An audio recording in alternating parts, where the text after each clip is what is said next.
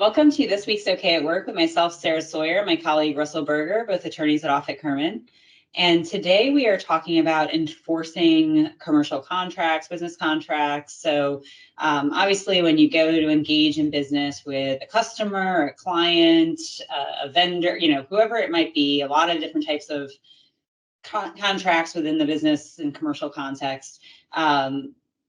Most of the time you do that with the hopes that both parties are going to engage in the process of complying with that contract and complying to its terms.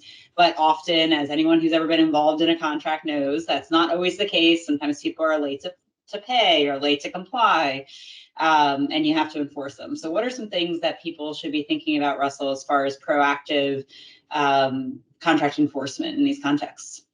Yeah, so I think the starting point is, with the contract itself, knowing what you sign, and hopefully the other side knows what they signed as well. The terms are clear, unambiguous, and oftentimes there are some gaps because you just can't predict everything when you enter into a contract. But you've got it pretty well covered in the contract, and if it's your contract, which is always preferable, it's repeat. So what the issues are, and you know what the language is, and you've worked with counsel to put the right language in place. So first off, knowing what you have, knowing what the rules are, and feeling confident in interpretation of the contract is a really good starting point.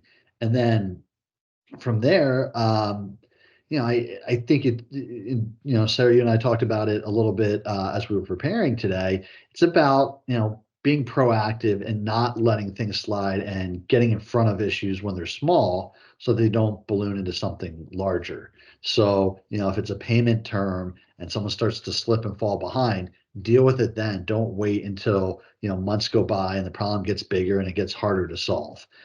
Same thing with, more operational terms. If things are starting to veer off the course that is the right course, that's the right time to nudge them back in. It doesn't mean you have to file a suit. In fact, the goal is to try to avoid that.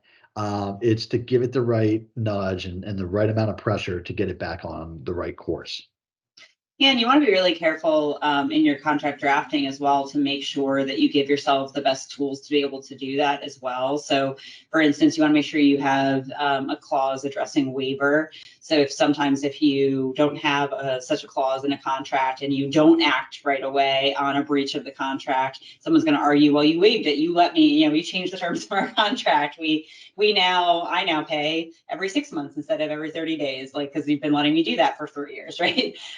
So some things like that you'll want to make sure you put in there. Other things you can put in to help with the negotiation process or help with enforcement, interest on late payments or certain mechanisms as far as, okay, well, if this event happens, then here's what the parties will do. And based on that default, here's how we'll try to rectify the default. If that doesn't happen, then we'll end up in litigation or in mediation.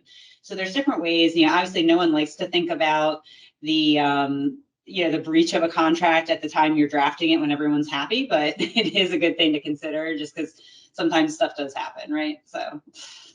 Yeah, absolutely. And along those lines, I think it's also smart if you're using your own form to have a dispute resolution clause included that kind of spells out what's going to happen if there is a dispute. And, those should be customized to your specific situation.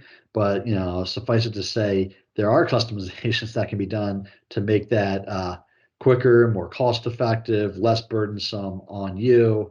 And those are all things that should be explored and my money, implemented up front.